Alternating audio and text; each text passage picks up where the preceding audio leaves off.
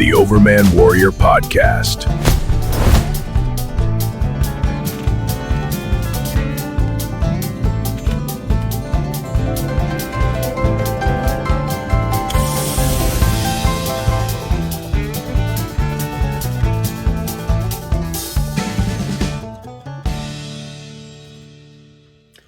Hi, Rich Hoffman here. I'm not quite done talking about this Bigfoot story. Right after I shot the video that I did on Bigfoot and all the sightings that are up in upper Ohio, eastern Ohio, just south of Cleveland, between Youngstown, out in that area. And I know the area well. Right after I shot that video, I went to an event with Congressman Warren Davidson and the future governor of Ohio, Vivek Ramaswamy, and saw a lot of good friends there. And I think all the political people of the Butler County region, most everybody was there.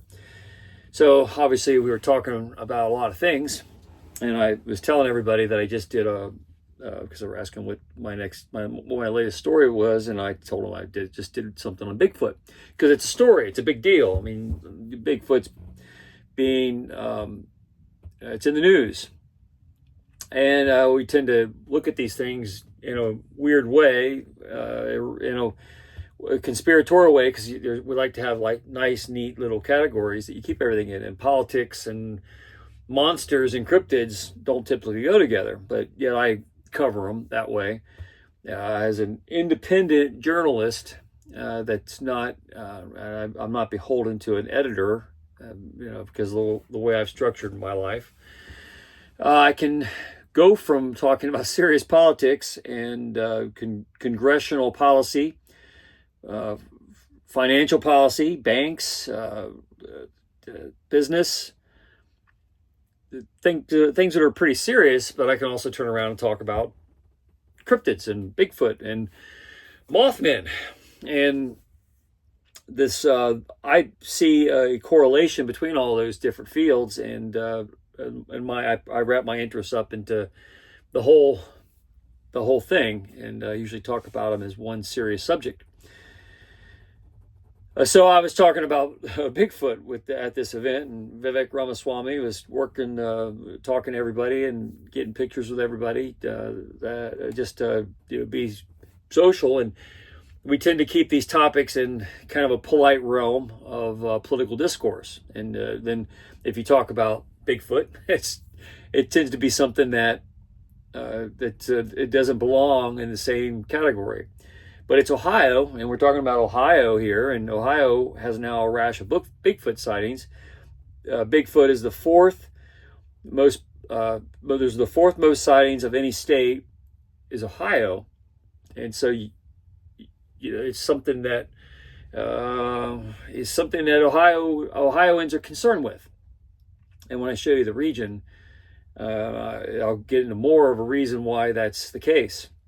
Wright-Patterson Air Force Base is in Ohio, and the word is the Kandahar giant was being studied at Wright-Patterson Air Force Base from the 2005 giant that was found in the caves in Afghanistan. Also, the Roswell story is very famous. The bodies were taken to Roswell, which is just up the road. So these are Ohio things. There's also a lot of paranormal activity in Ohio, as indicated in this fine map that I referred to earlier. And I showed it a little bit to the camera, but I think we'll get into some details. I think it's such a good map that it deserves a little exhibition of its own. But this map here, and if you go to a bookstore, you'll see from just about every regional city that there is where a bookstore exists, there's usually a haunted book of the local hauntings. And I kind of have been doing this stuff for a long time, looking at everything, and my interests are wide ranging, and I kind of see how some of this stuff connects when you start asking questions.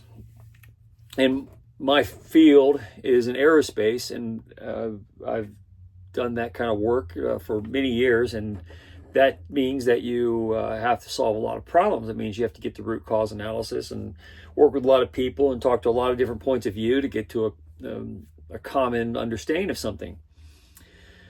So when you put that same application to some of these things, you tend to get some interesting answers. And last year, my family, the one thing I wanted to do for my birthday was go to the Mothman Museum in Point Pleasant, West Virginia. We made a day of it. The whole family went, and it was one of the best days I remember having as an adult. And we went and visited paranormal places. We went to actually the Moonville Tunnel late at night, in the middle of a very scary time. It's the middle of the night. That's the Moonville Tunnel. They turned it kind of a tourist thing now. This is it here, out in Vinton County. And it's a popular haunted spot. They run midnight at Moonville tours, so people are fascinated by this stuff. It's very interesting. If anything, it helps bolster the economy of Ohio to give something different for people to do, and that's visit paranormal sightings. But I got the idea while I was at the Mothman Museum, and I was looking around, and I've always been a fan of John Keel, and there's a movement out there where biblical scholarship has been trying to unravel and decode the ancient past, and then you start having crossovers and paranormal incursions, and anybody who studied the Bible knows that I think it's the most important collection of paranormal activity ever put in one place. Now, there's a lot of paranormal activity in the Bible. So those things definitely go together. And then when you start talking politics, those things cross over. The biblical understanding rolls right into political outreach. And it's something that people can generally agree on, because a lot of people go to church and a lot of people want to have a relationship with God. So these things in my head all roll together into one big story. And so I was explaining that to these people. And most people who find themselves among a crowd like that wouldn't dare be caught talking about Bigfoot. But yet we had a great time talking about Bigfoot and the sightings in Ohio and why they're important. And for my own project, this is a passion project of mine, and I'm close to being done with the first draft at this point. This is March of 2026. And I knew it was going to be one of those unique, special projects, but I came up with it while we were at that museum for the Mothman down in Point Pleasant. And I got this map. I have an older version of this map, edition 2 or whatever. I got like over 15 some years ago. This is the one that was put out in 2022. But it essentially talks about all the monsters that are found in Ohio, all the ghosts, and there's even all the Bigfoot sightings, and they tend to mark them on this map.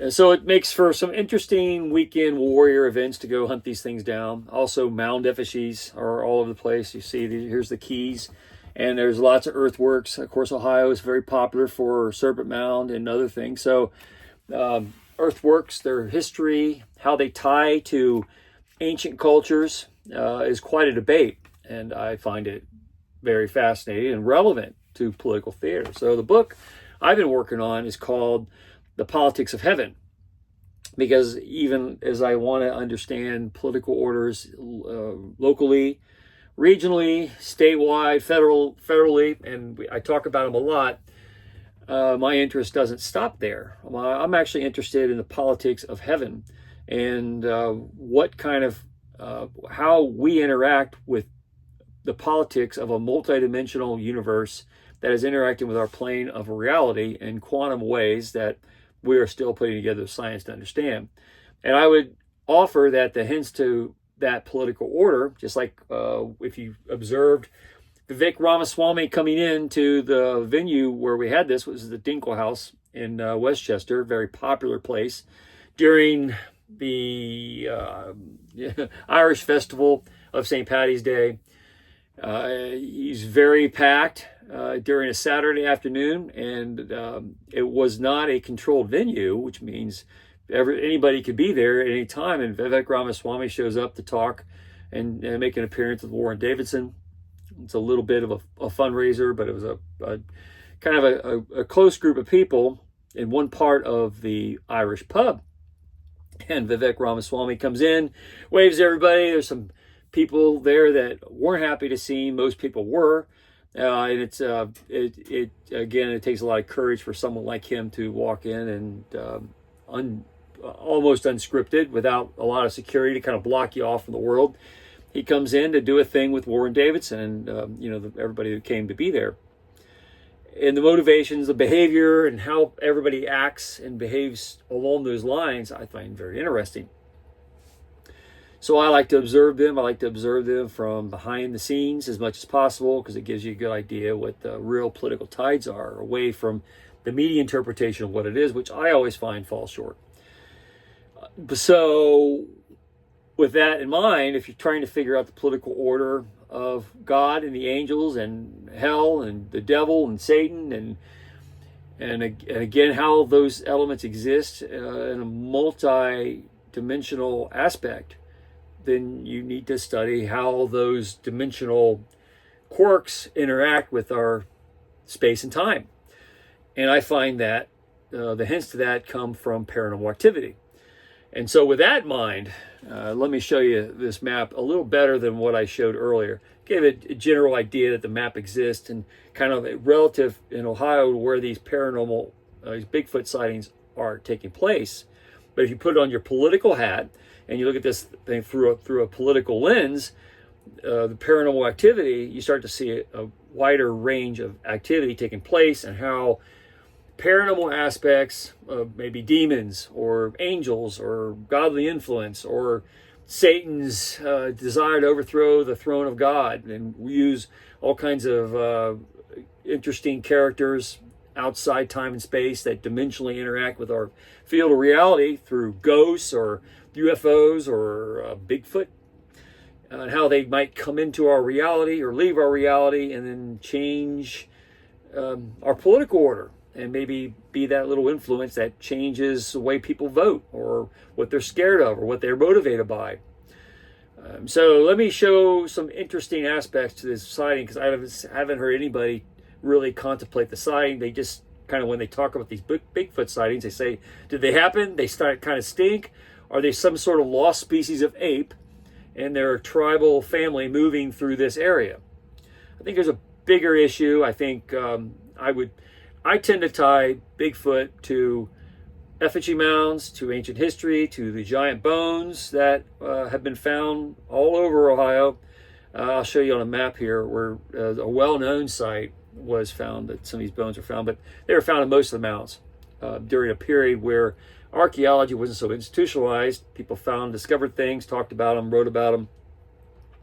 Maybe they exaggerated a bit. Maybe they didn't.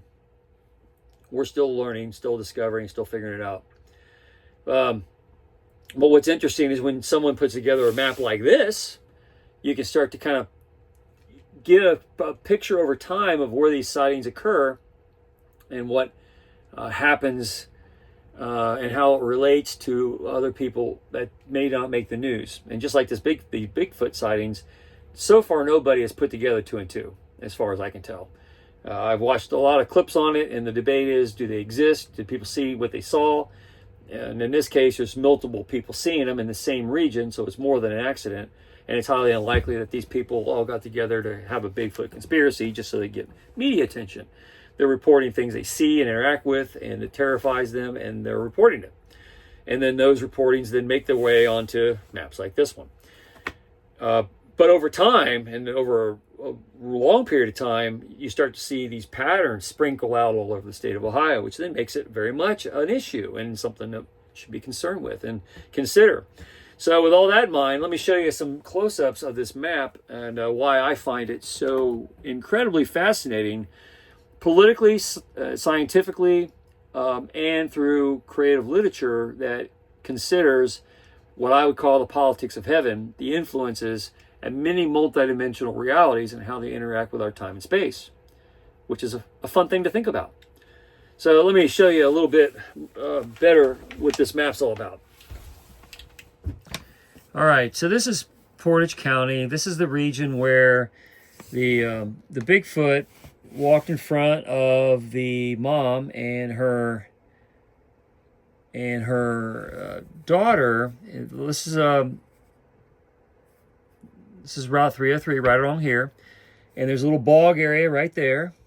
And it was in this region where the Bigfoot walked out in front of the car, 3 feet from them, and had a blurry face that I find very haunting, because it makes it a blurry creature, kind of something that may not quite exist in our time and space, but manifests in a way that at least a human being can project or retain some image, but it may not completely exist in our plane of reality.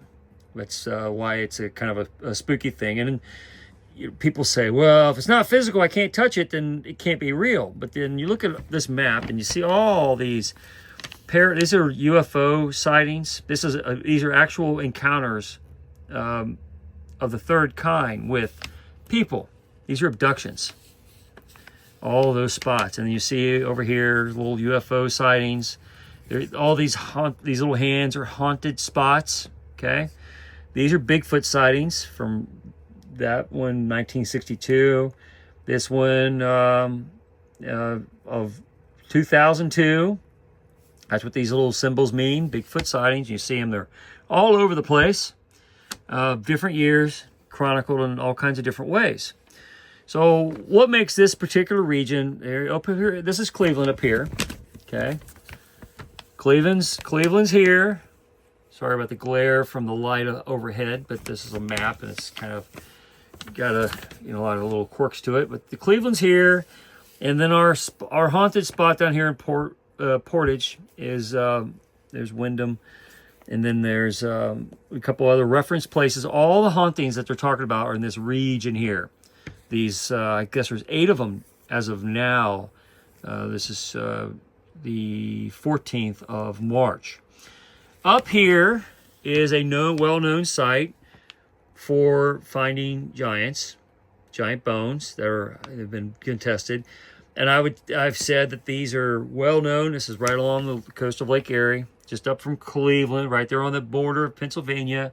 So we think of this region as kind of a political Democrat area. A lot of unions up here that do a lot of industry, Youngstown. That's kind of where we're in the world here. But this is Portage County, and everybody who lives in this region knows about the Bigfoot people. They may not talk about it when they go to Kroger or go get groceries, but it's always kind of on their mind. But they don't go looking for trouble. It just so happens that trouble, you can see by all these haunting spots, everybody has a story to tell because there's a lot of hauntings. Now, if you peel back from where this spot, where the haunting took place, you see this little bog area that was referred to in the news. Okay. Again, we have a history of Bigfoot people in the region. 6'5" to 10 foot. All these reportings in this area.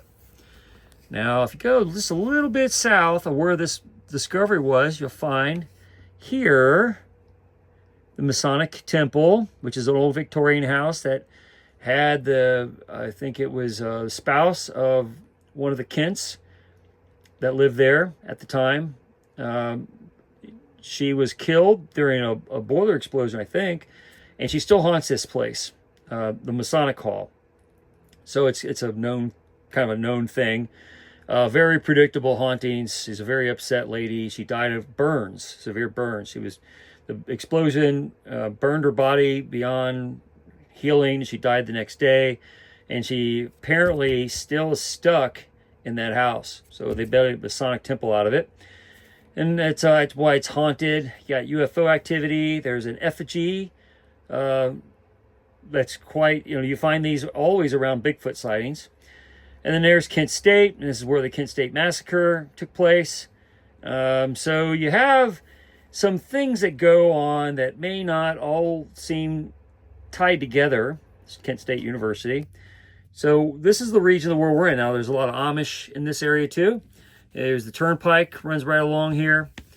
So there's there's a lot to think about, but there's a lot of activity, a lot of things that made great history that occur in the area. It's not just about Bigfoot, but it's UFO sightings and hauntings and effigies and violent acts that actually roll into our political order. So my interest in all this stuff is how is political tides affected by these types of occurrences?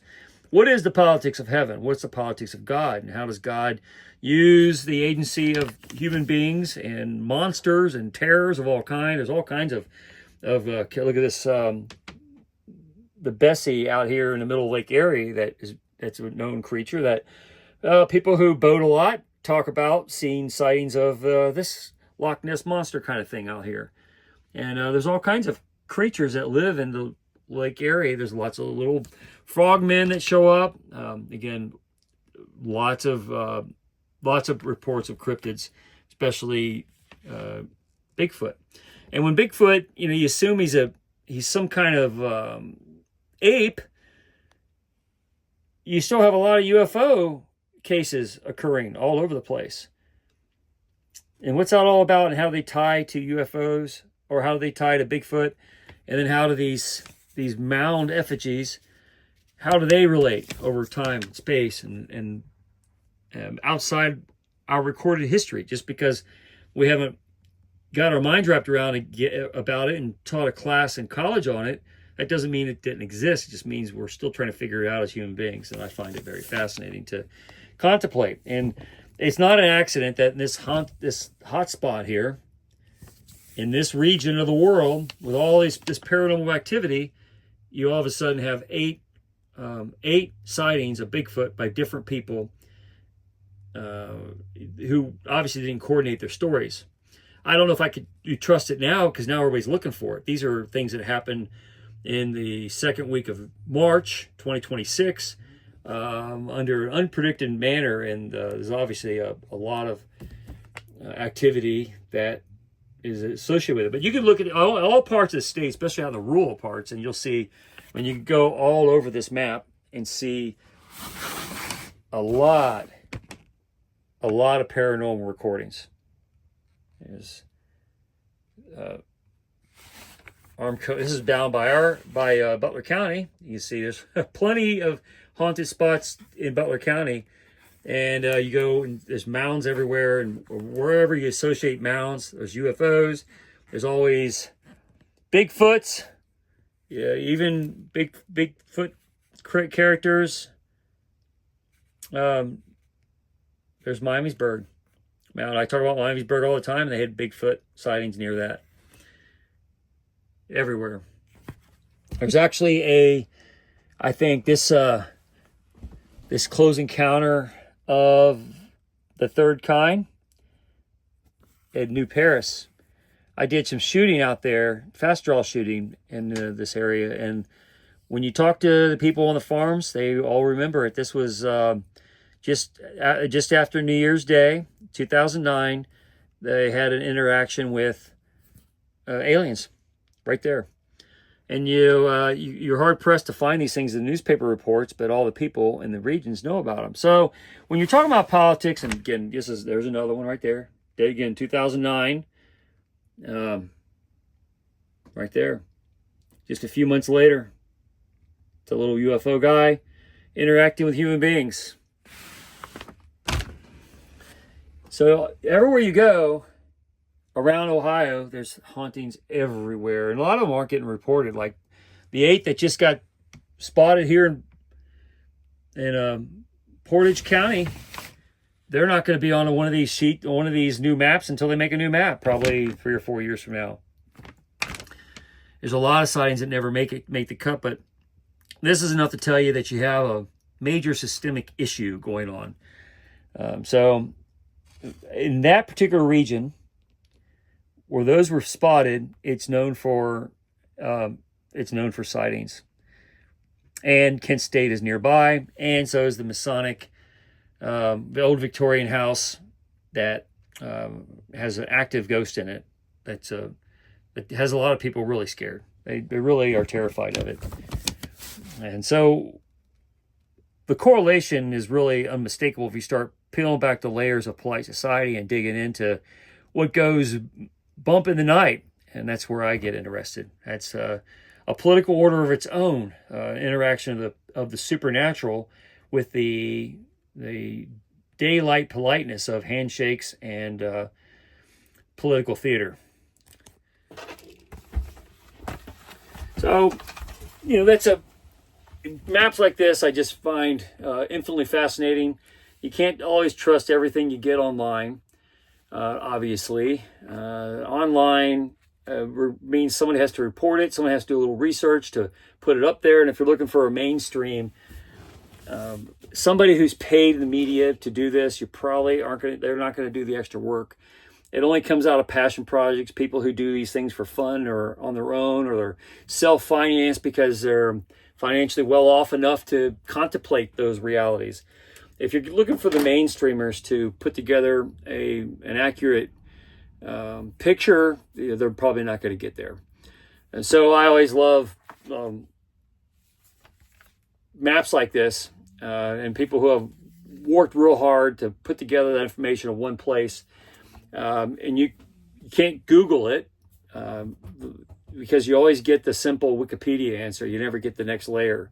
And in this case, you need to peel back and understand how UFOs, haunted sightings, Masonic temples, effigy mounds, Kent State massacres, political events that end up being mass shootings that are detrimental, that shape our political landscape, and Bigfoot, and how people are terrorized or not terrorized, because the things that people fear, the way they adhere to property rights, for instance, or property taxes, the value of their property is often determined by their mental health. And if they're always perpetually terrified of these creatures that roam around, that they're not allowed to talk about down at the local coffee shop because they'll be laughed out of there. But they probably will seek a bigger government or a more sizable government investment to protect them from the things they're not certain really exist. And when they see UFOs landing and abducting their neighbors, and people have lost time incidents as a result of those interactions, or they hear stories about indigenous people occupying these mounds, and then they hear these private collections that have these giant bones that came out of them. So the narrative they know from institutionalized sciences doesn't match the reality they've heard when they talk to their neighbor across their white picket fence. And then you hear the kitchens of some of these homes that are on some of these haunted hotspots. The doors open on their own, forks fly out for no reason. They have a ghostly spirit, such as in that Masonic home outside Kent State, or outside Kent, the Kent Masonic Lodge.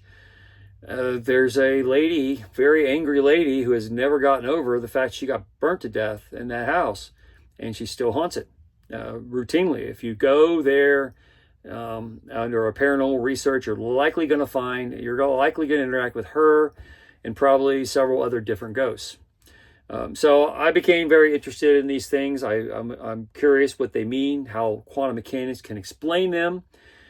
And as we're still piecing together, you have folklore and mythology to kind of lead the way. And what's the totality of that story? Which is why I started writing The Politics of Heaven. And so I find it a very rewarding book. I'm very interested in these topics for that kind of research. And I think what I've uncovered in that book and how it relates to biblical understanding, scripture, definitely highlights a lot of this. And you can chronicle it over a long period of time, so you get to know what people, not just paranormal reportings that you find that's about 100 years old, plot all over the state of Ohio. The Bible has interactions with God and devils and angry spirits of all kinds, demons, of legion that are causing all kinds of havoc and mayhem. And people were anxious about them. And if you really get to the undercurrent of what is the foundation of religion, and then therefore people's value in politics, you'll find that people make decisions politically based on their confidence level in their daily lives, and then their property ownership, and how they interact with their neighbors. And if you can't talk about the things that scare you the most, which is kind of the way the system's been designed to keep people on the rails of polite, organized thought. Now, that's where I look to break the barrier, because I think that's how you hide a lot of stuff from people, and that's how you control political narratives and the way people vote, the patterns, what they consider good to be good, what state politics is supposed to be. When you have this many hauntings, especially in a region where Bigfoot's running around, I don't think we want to make fun of it like it's a Geico commercial. It's a serious issue that really affects people. And I really feel for the lady and her daughter, and all the other people reported it, but I really feel for them, because this is this is like a UFO abduction, where you're interacting with something that isn't part of the daily life. It's not watching March Madness on TV and watching your favorite team and betting on sports brackets, even though that's all fine, polite stuff. You go down to BW3s, watch there's some games on the big screens with your friends, get some wings and have a few beers and talk about the things that are comfortable in life. It's when you turn the lights out and the world goes quiet. The police are sitting on a corner somewhere waiting for somebody to call for an emergency, so there's not a lot happening. And what kind of creatures go bump in the night that terrify people when you look out the window and make you want to pull your drapes closed so you don't see outside, or that what's outside can't see you? And are you afraid of the dark? You pull the covers up around your neck a little more safely because you hope it gives you a little barrier from the scary things there are in the world. The bottom line is there's a lot of people that are very scared of a lot of things in the world, and it affects how they vote. It affects certainly their political party. It also affects your religion and how they come to religion or push religion away, and how human beings are ultimately controlled or freed based on their own self-assertion. So paranormal studies, I think, are certainly part of political contemplations. And that's why I'm writing The Politics of Heaven, because I want to understand the politics of evil entities that want to conspire against God to overthrow all he created and all the people he created, such as us, understanding the fall of Adam, the redemption of Christ, the need perpetually over time for people to sacrifice to what? And ultimately what it comes down to is people's interaction with the paranormal. People sacrificed their firstborn children. A lot would say that the abortion policies of today are modern sacrifices of those who are most terrified. You find typically those are Democrats. Democrats vote for big government because they want relief from the things that scare them. They want the covers to pull up close to their chin to give them protection from the darkness that's going on in the world, protection from stuff like this that nobody talks about. And the less people talk about it, the more terrified people are, because then it alienates them.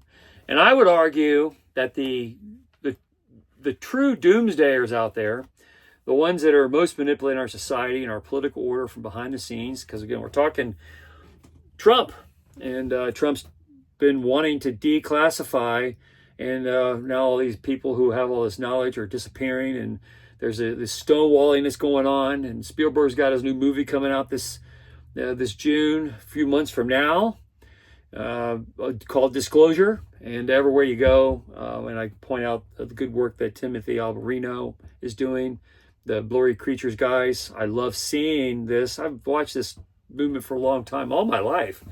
And I remember when I did a lot of these things, even though I do serious stuff and I cover serious topics, and I cover actual tax policies and policies of local candidates and why they'd be good and why you should vote for so-and-so. All the belts and suspenders that keep everything pulled up in political commentary. I've been different in that I stray off the path and go explore under the rocks that everybody's avoiding, and they do it because they don't want to be made fun of or scrutinized into some sort of disbelief. So the thoughts were that if you wanted to be taken seriously in that field, you pick the category and stay within a category. And my argument is, well, who designed the categories? What effect on mankind's nature wrote the categories that we have to stay within. And who created the conduct of institutionalism, or what created that barrier? And when you go and you look at the ghosts and the spirits and the conduct, and you study like the Kent State Massacre and how that event unfolded and what that did to the consciousness of the nation, and then you think about the elements that led up to that day, that massacre, and you think about Bigfoot sightings happening just a few miles away, and the kind of people who are working and operating in government and on the universities, and people who are learning, and the students who are interacting, all the elements come together that make a psychology that then creates your political order. Maybe it turns out to be a massacre of some kind, or maybe someone rallies behind a certain candidate because it makes them feel safe, or they have maybe they have abortion policies that mean that the sacrifice of children will appease all these angry, evil spirits looking for the blood of humanity to consume on. And it's the same old temptation of sacrifice that we found in the land of Canaan, in which Yahweh wanted to deliver and conquer, to create an order that didn't rest on those kinds of sacrifices, the kind of bloodletting of innocent children and people, to Molech and Baal and all these maniacal characters of history and current times. It's very much at the center of the world. And so I find paranormal affiliation to be very much attached to our political orders, and I take it all as one big serious subject. And just like I said about aerospace root cause analysis, if just because an idea comes out sounding kind of wild and crazy, doesn't make it invalid. It might be that one crazy thing you throw up on the wall and see that it sticks, and peel back all the pattern layers around it, and run a few charts to see how the relationship exists, and then you start seeing that there's a greater truth that emerges, and that's usually where the solution to your problem is. And if you are not dealing with that ultimate truth, and you're trying to solve political orders just by having politicians go out and kiss babies, and by the way, Vivek Ramaswamy is going to win in Ohio. He's going to destroy Amy Acton, who is the lockdown lady, for sure. But as Vivek Ramaswamy came in, and I had a chance to talk to him, and I'll talk about that conversation all by itself. We talked for about 5-10 minutes about a lot of things, because we hadn't seen each other in a while, and I think he's just a really good dude. And we talked about some of the critics that are out there chipping away at him and saying he can't be a governor of Ohio because he comes from Indian descent, which is preposterous. But we talked about the way people believe things, how they believe things, why he has momentum, why it's going to work. He has a beautiful smile and great wife, and they do a lot of handshaking. He listens to a lot of people talk, and he has to remember a lot of names, and it's hard. But that's a political, polite society order, and you do certain things, you get elected, and you get to be in office. But then what? What makes good policy? And when most of the people who are voting for you are out there attached to all these paranormal circumstances, because almost everywhere someone lives, they're experiencing something paranormal. They just don't talk about it. They don't tell their friends or neighbors. They don't want to be made fun of.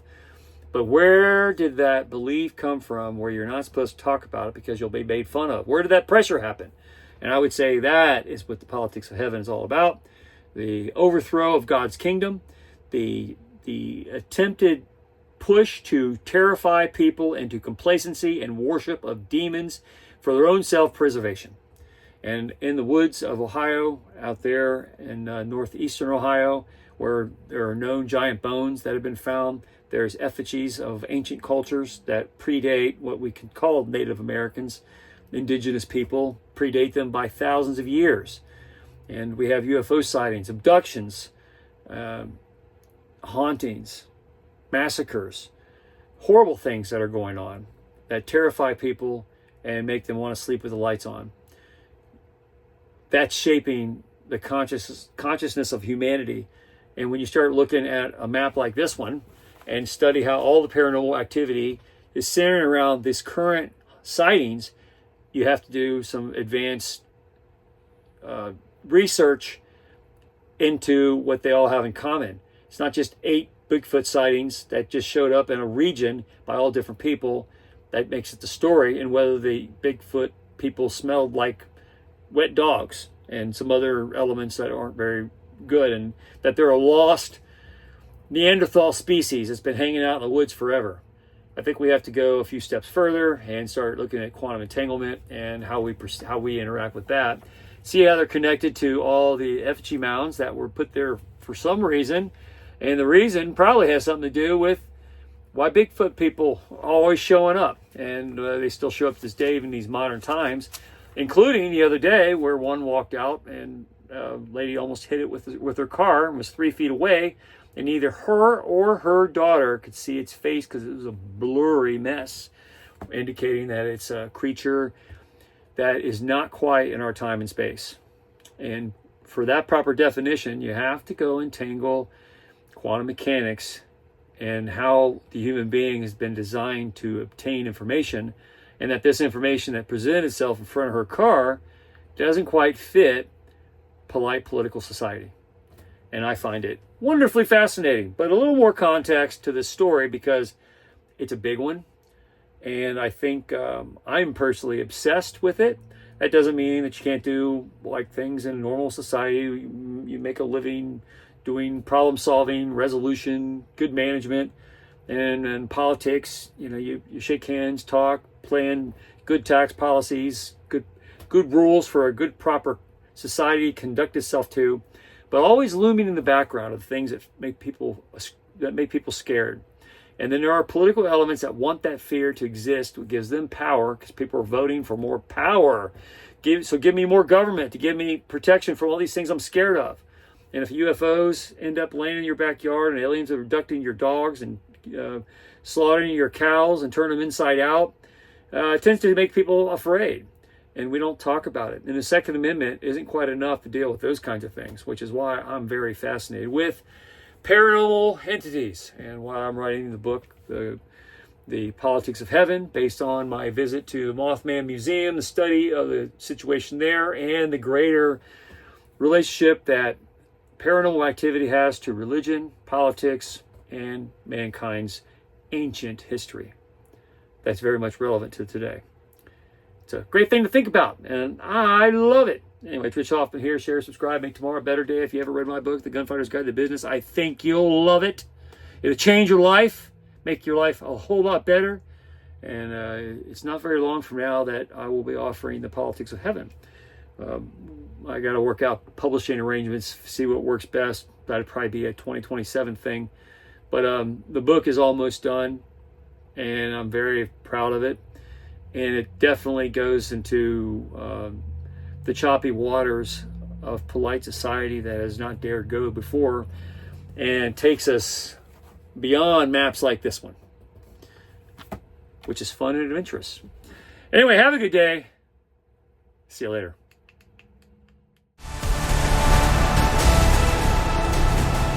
Thank you for listening.